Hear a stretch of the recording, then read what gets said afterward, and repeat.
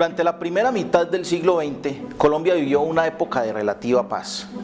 Pero la lucha bipartidista interrumpiría la tranquilidad y fue como a finales de 1946 la confrontación entre liberales y conservadores empezaría a derramar grandes ríos de sangre, sobre todo en las zonas rurales del país. La situación se tornaría aún peor el 9 de abril de 1948 con el asesinato del caudillo liberal Jorge Eliezer Gaitán, asesinato que acabaría con la tranquilidad de un pueblo.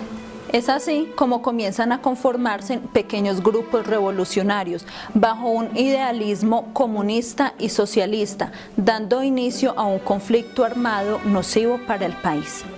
Tal es el caso de las Fuerzas Armadas Revolucionarias de Colombia, FARC, donde alzan sus armas a partir de 1964 con una impronta marxista-leninista. Las FARC han pretendido liberar al pueblo bajo unas medidas fuertes como la usurpación, el terror y el dominio. Esto ha generado más violencia, muerte, caos y desolación en varias regiones del país. En la década de los 70, Colombia entraría en otra etapa de violencia, con la llegada del poder oscuro y criminal del narcotráfico, encontrando en él la guerrilla una nueva fuente de financiación. Pero sería el accionar de la guerrilla lo que originaría la conformación de los primeros grupos de autodefensa, financiados particularmente con dineros del mismo narcotráfico, ganaderos y otros grupos económicos afectados. Es así como a finales de la década de los 70 aparecen en escena los primeros grupos de paramilitares, quienes tenían como objetivo en principio neutralizar y extinguir el accionar de la guerrilla. Al parecer fue peor el remedio que la enfermedad. Al poco tiempo los paramilitares fueron dejando mayor número de víctimas, cosechando terror y barbarie en las zonas que custodiaban. La guerra entre guerrilla y paramilitares dividió el país en dos, en izquierda y derecha, donde los mayores afectados fueron personas de bajos recursos y de la zona rural a lo largo y ancho del territorio colombiano. Tal es el caso de Bojayá, un municipio chocoano, el cual sería protagonista de uno de los hechos de barbarie y terror más indignante en la historia de Colombia. Por su localización estratégica en una zona limítrofe, Bojayá era controlado por la guerrilla de las FARC. Toda un área de 3.963 kilómetros cuadrados, con 9.941 habitantes de origen afrodescendiente, a orillas del río Atrato, en medio de la selva, era el lugar perfecto para el tráfico de armas y de estupefacientes por parte de la guerrilla de las FARC. Todo esto sumado a otros intereses políticos como los megaproyectos de interconexión oceánica, la carretera panamericana y la cercanía a puertos e hidroeléctricas promoverían que los paramilitares incursionaran en Bellavista, cabecera municipal de Bojayá, durante el 2002. La confrontación bélica de ambos grupos armados solo dejó más de un centenar de muertos, decenas de heridos, víctimas, desplazados, horror y caos, siendo la población civil la mayor afectada. Conozcamos más sobre el caso de Bojayá, masacre en medio de una guerra sin límites. Los hermanos Vicario, Pedro y Pablo, obligados por la defensa del honor familiar, anuncian a la mayoría del pueblo que matarían a Santiago Nazar. Nazar no se entera sino minutos antes de morir. Los hermanos matan a Santiago después de pensarlo en varias ocasiones, en la puerta de su casa, a la vista de la gente que no hizo o no pudo hacer nada para evitarlo. Río Atrato, Punta Turbo, Río Sucio, 21 de abril de 2002. Tenés que aprender a pescar, Wilfredo, porque cuando crezcas vos serás pescador honrado como yo. Así no haya plata, pero que haya voluntad. Papá, ¿y esos quiénes serán? Esos no parecen ser los muchachos. Aquí hay algo que huele mal, y no es el pescado.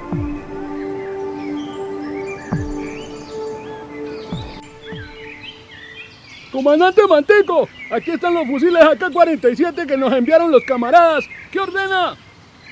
Dígales que su plata será enviada a la cuenta respectiva y que nos envíen las ametralladoras antiaéreas que les pedí. No podemos permitir por nada del mundo que el ejército o esos chulos de los paras nos entren ni por arriba ni por abajo.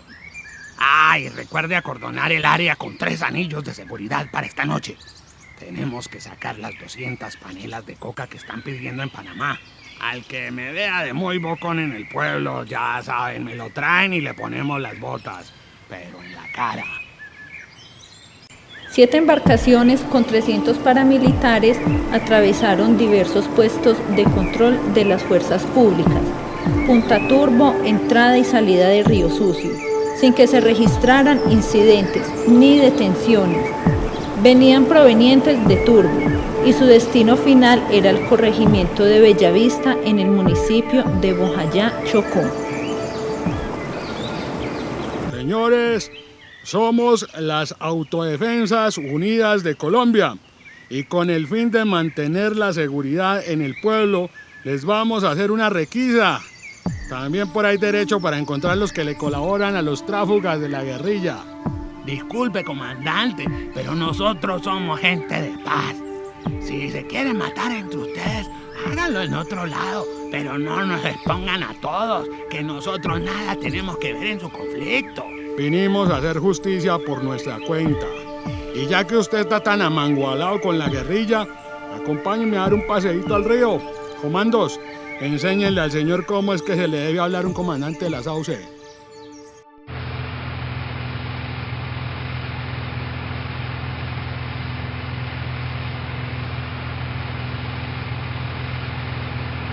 Aquí, torre de control, ¿qué ocurre?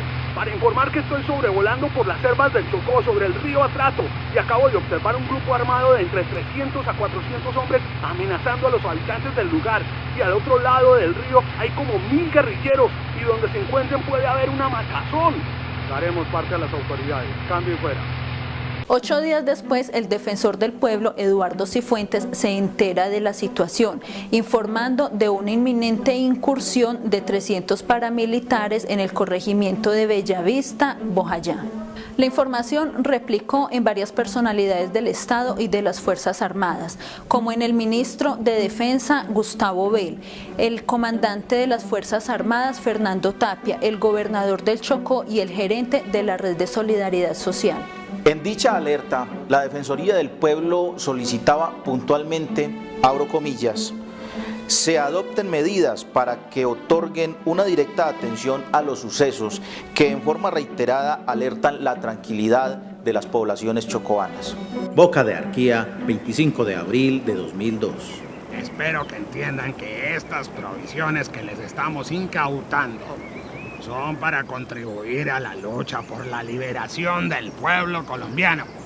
Tengan presente que nuestra lucha como Fuerzas Armadas Revolucionarias de Colombia siempre será para beneficiar al pueblo. Así que siéntanse orgullosos de contribuir con la paz de Colombia.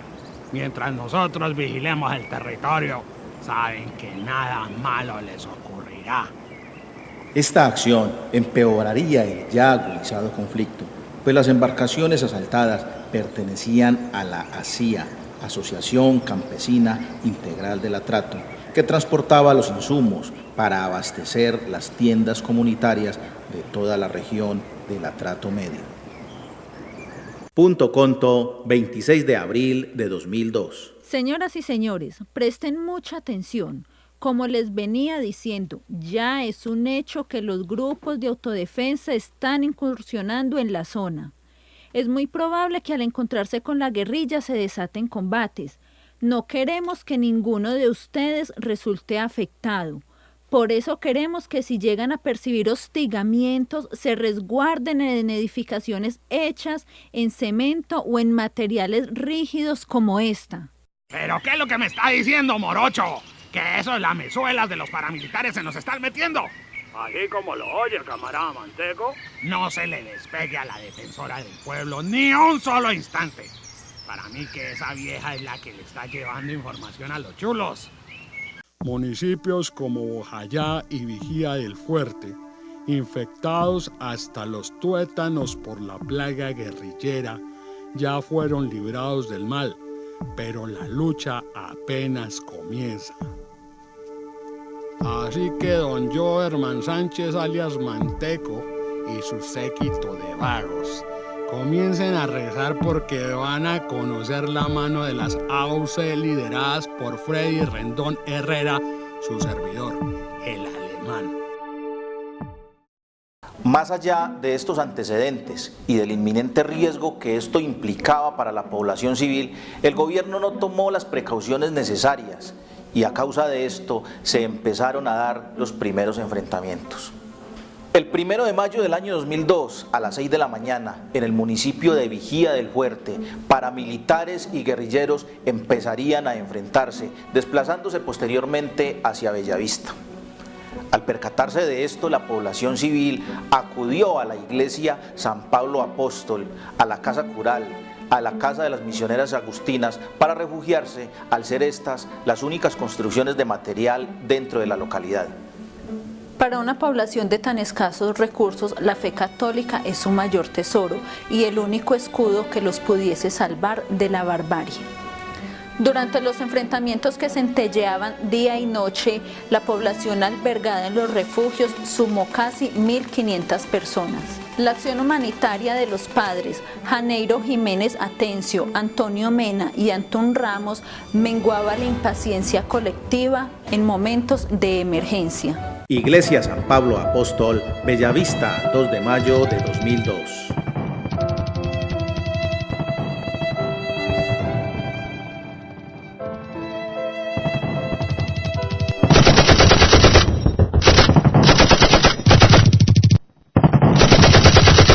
Las FARC mantenían su posición en el barrio Pueblo Nuevo, en la periferia norte del casco urbano.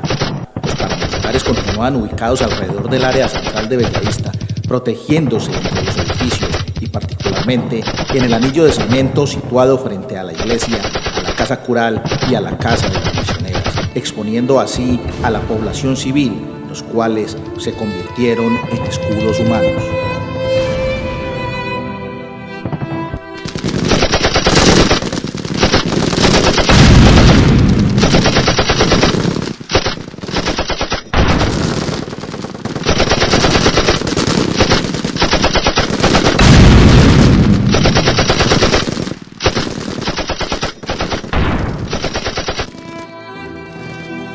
Las FARC habían lanzado 2 cilindros bomba, los cuales ocasionaron solo daños materiales.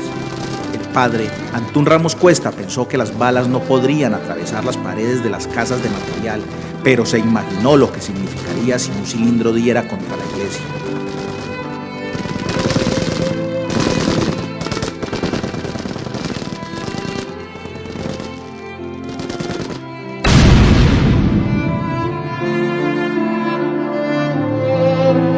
En ese instante, ve entrar la tercera pipeta que atravesó el techo de la iglesia e impactó en el altar.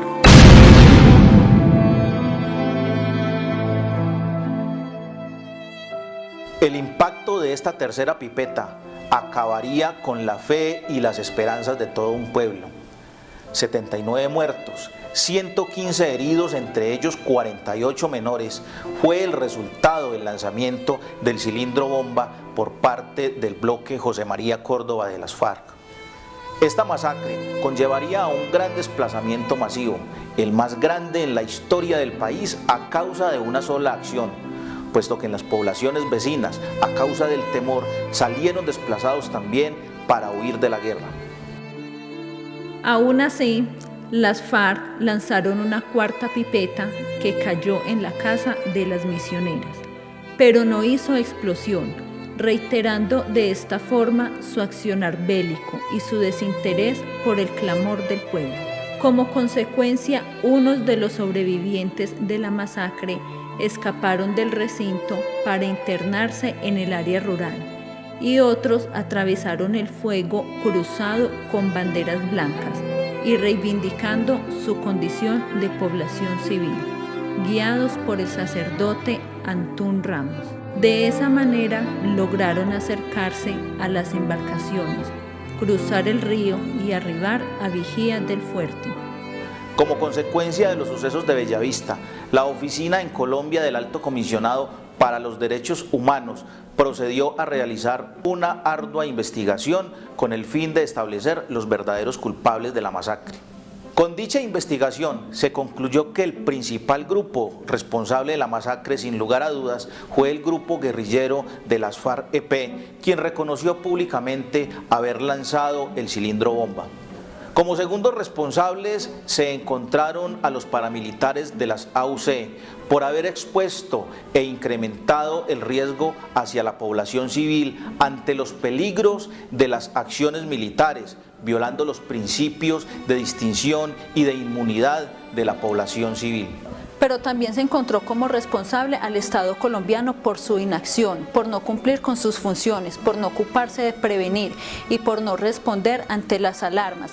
Además de esto, por no proteger y garantizar la vida de las personas víctimas del conflicto. De acuerdo al fallo emitido, el Estado colombiano y las Fuerzas Armadas se mostraron inconformes y se manifestaron en contra de la responsabilidad que les fue emitida por la investigación. Para eso estamos nosotros, para acompañar y animar las comunidades. La parte de atrás de las piernas, de la rodilla para abajo, me lo quemaron bastante, hasta el talón también me arrancó un pedazo, eso que a mí me arrancó de pedazos. El último recuerdo que tengo de mi hijo es que ese día, el día siguiente, se había embarcado a pescar. Al otro día se formó el problema. Perdí mi papá, mi mamá, 8 hermanos, 9 sobrinos, un primo hermano y 2 tíos. Mata a tantos inocentes sin haber ningún